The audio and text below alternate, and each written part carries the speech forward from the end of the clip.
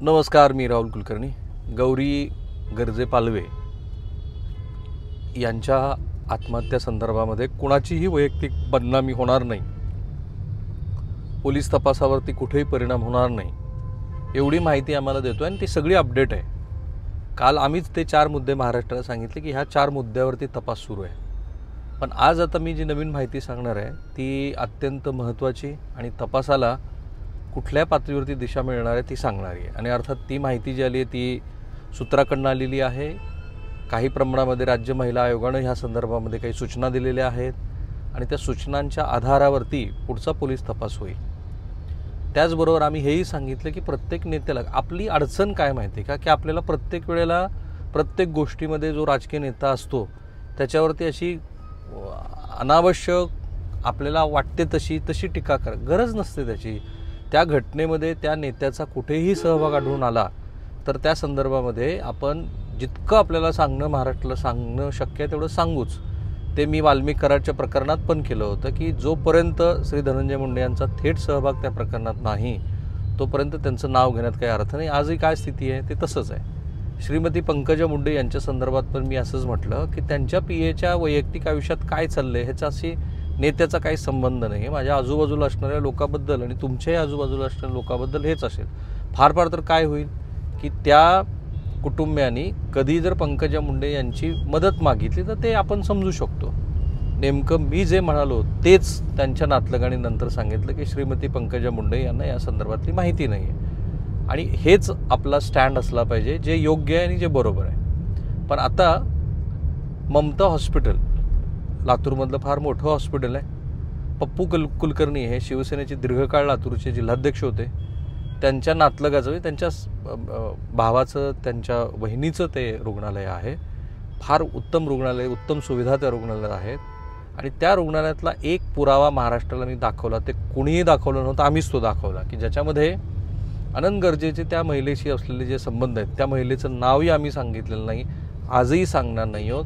कारण शेवटी असं आहे की त्या महिलेचा ह्या सगळ्या प्रकरणाशी थेट कुठेही संबंध नाही आहे. तिच्याबरोबर असलेल्या कथित संबंधामुळं गौरीनं ती आत्महत्या केली अशी तक्रार आहे. ती FIRची कॉपी मी महाराष्ट्राला वाचून दाखवली. सो ती घटना कधीची तेही मी सांगितलं 2021ची.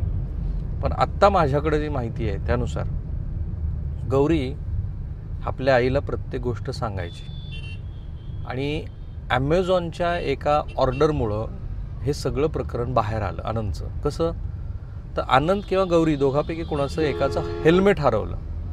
ते हेल्मेट हरवल्यानंतर गौरीनं आनंदचा फोन घेतला की आपण ॲमेझॉनवरती एक नवीन ऑर्डर प्लेस करू ह्या हेल्मेटसाठी.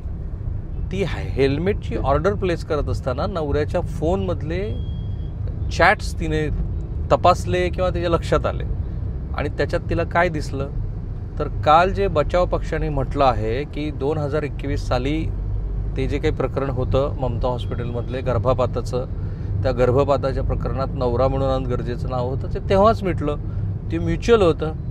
तसं नाही आहे. आत्ता खरं ह्या प्रकरणाला नवा ट्विस्ट येणार आहे. कारण या प्रकरणामध्ये गौरीच्या आईचं असं म्हणणं आहे की गौरीनं त्या दिवशी जेव्हा नवऱ्याच्या मोबाईलमध्ये त्याच महिलेचे फोटो आणि चॅटिंग बघितली तेव्हा तिला धक्का बसला. हे जे सांगितलं जातं आहे की घर बदलत असताना तिला कागदपत्र दिसली तर त्याच्यात आत्ता नवीन भर पडते आहे. आणि जेव्हा गौरीच्या आईनं हे समजून घेतलं तेव्हा मग तिच्या लक्षात आलं की ह्या वादाचं आणि ह्या आत्महत्येचं कारण काय. काल जेव्हा महिला आयोगाचे काही सदस्य अध्यक्षा तिथे गेल्या होत्या तेव्हा त्यांनी ह्या संदर्भामध्ये गौरीच्या आईशी बोलणं केलं आणि 2-2.5 तास त्यांचा तिथे संवाद झाला. आणि त्या संवादातनं असं लक्षात आलं की गौरीनं आपल्या आईला शपथ दिली होती की ही जे काही मी तुला सांगते आहे, कारण गौरी आईच्या संपर्कात होती. शेवटी कसं असतं की मुलगी आणि वडिलाचं नातं कितीही वेगळ्या पातळीवरचं असलं आणि असतंच ते, तरीसुद्धा प्रत्यक्षात आई ही सगळ्या गोष्टी समजून घेऊ शकते हे मुलीला माहिती असतं. आणि पुन्हा तेच जे मी प्रत्येक क्षणाला ह्या लाईव्हमध्ये म्हटलेलं आहे की आपल्याकडच्या विवाह संस्थेतली जी अतिरिक्त जबाबदारी मुलीवर येऊन पडली. मी आजच दैनिक लोकमतची बातमी वाचली. मला कालसुद्धा मेडिकल ऑफिसर सांगत होते की हे अशा पद्धतीच्या आत्महत्या खूप कॉमन झाल्यात. जवळपास 1243 की 2243 एवढ्या आत्महत्या आहेत नवऱ्याच्या आणि ह्याच्या त्रासामुळे कंटाळून. सो असा त्रास, ही तर उच्च शिक्षित मुलगी आहे, नायर हॉस्पिटलमध्ये तिने 6 महिने सेवा बजावलेली आहे, MS आहे ती, डेंटलची पदव्युत्तर तिचं शिक्षण झालेलं आहे. अशी मुलगीसुद्धा नवऱ्याच्या एक्स्ट्रा मॅरिटल अफेअर्स, आता मी एक्स्ट्रा मॅरिटल अफेअर्स हा शब्द वापरतोय कारण आता गौरीच्या आईचा जबाब होणार आहे पोलिसांकडे. आणि गौरीनं आपल्या आईला शपथ काय दिली होती, तर मी जे काही तुला सांगते ते कोणालाच सांगू नको. आणि गौरीच्या आईनं ना जावेला सांगितलं, ना वडिलाला सांगितलं, ना कुटुंबात कोणाला सांगितलं, त्यामुळे ते कोणालाच माहिती नव्हतं. काल जेव्हा श्रीमती रुपाली चाकणकर तिथे गेल्या आणि त्यांनी गौरीच्या आईशी हे सगळं बोलणं करून त्यांचं झालं 2-2.5 तास, त्याच्यानंतर त्यांच्या लक्षात आलं की हे गंभीर प्रकरण आहे. आणि मग त्यांनी संबंधित पोलिसांना सूचना दिलेल्या आहेत की ह्या प्रकरणामध्ये गौरीच्या आईचं नव्याने स्टेटमेंट घ्यावं आणि ते नव्याने स्टेटमेंट घेतलं जाईल आणि पुढे तपास त्या दिशेनं जाईल. म्हणजे काय झालं, आता 2 महत्त्वाच्या अपडेट्स आल्या. एक, आनंद गर्जे आणि त्या महिलेचं हे कथित संबंध जे होते ते आजही होते आणि ते संबंध लक्षात आल्यामुळं गौरी आणि नवऱ्यात वाद झाला आणि त्याच्यातनं हे घडलं. दुसरं, रामटेक बंगल्यावरून बहुधा किंवा रामटेक आपल्या नागपूरच्या जवळच्या गावावरून कुठून तरी गौरीला फोन आला होता, गौरीच्या नातलगांना सुद्धा फोन आला होता आनंदचा. आता तेही स्टेटमेंटमध्ये येईल. आणि त्यांनी अशी धमकी दिली की जर तुम्ही मला असं सतत त्रास देत राहिला तर मी आत्महत्या करेन आणि त्यात तुमचं नाव लिहीन आणि त्यामुळे तुम्ही जेलमध्ये जाल. तोही भाग आता तपासामध्ये येणार आहे. नव्याने स्टेटमेंट रेकॉर्ड होतील. त्यामुळे गौरीच्या आईला दिलेली गौरीनं शपथ, ते ॲमेझॉनच्या डिलिव्हरी ऑर्डर संबंधात मी ॲमेझॉनवरती हेल्मेट मागवण्यावरून सगळं जे उघड झालेलं, पुन्हा एकदा आनंदचं कथित प्रेम प्रकरण, हे सगळं याच्यातनं येणार आहे.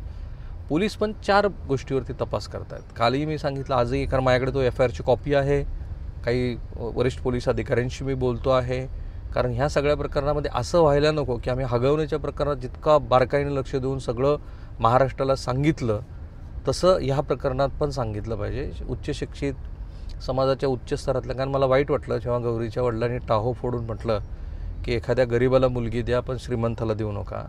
आणि कारण असं असतं, मराठीत ती म्हण आहे, आता हे असे प्रसंग आहेत की इथं ती म्हण सांगणं काही बरोबर नाही, पण साधारण आपल्याकडे तसं म्हटलं जातं की गरीबाच्या घरी मुलगी द्यावी पण श्रीमंताच्या घरी देऊ नये वगैरे. तर आता ह्या 4 पातळीवरती पोलिसांचा तपास सुरू आहे. एक, की जेव्हा रेफ्युज एरियातनं आनंदनी 30व्या माळ्यावरून काय खिडकीतनं पाहिलं आणि तो तिथे आला, तर त्या ठिकाणी ज्या रेफ्युज एरियातनं जो प्रोटेक्टिव्ह पार्ट आहे तो त्यांनी खरोखर तोडला का? एक, तो इतका तकलादू होता का की त्याच्यामध्ये त्याला ते तोडता आलं?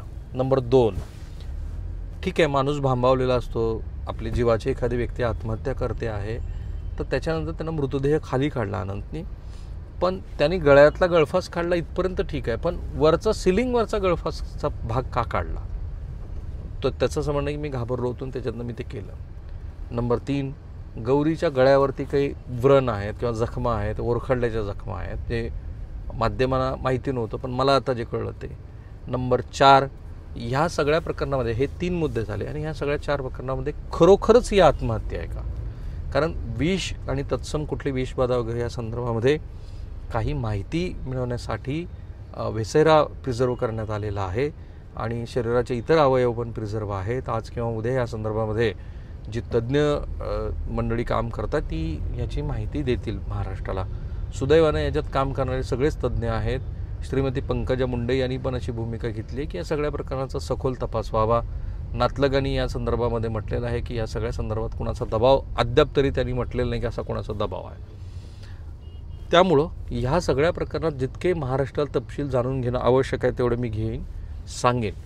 माझा ह्या सगळ्यामागचा हेतू आमचा एवढाच आहे की अशा हाय प्रोफाईल कुटुंबात जेव्हा अशी एखादी आत्महत्या होते तेव्हा अनेक पातळीवरती आपल्याला सुधारणेला बाब असतो. एकतर आपल्याच कुटुंबातल्या सदस्याबरोबरचं कम्युनिकेशन, आपण ज्यांच्याकडे मुली देत आहोत त्यांचं बॅकग्राऊंड, मुलगी डॉक्टर आहे, MS आहे, तर असं सगळ्या गोष्टी असतात. आणि शेवटी असं आहे की विवाह संस्थेत अलीकडच्या काळामध्ये मी कालच पुण्याच्या फॅमिली जजची परवा गेल्या 2-3 आठवड्यात बोलत होतो.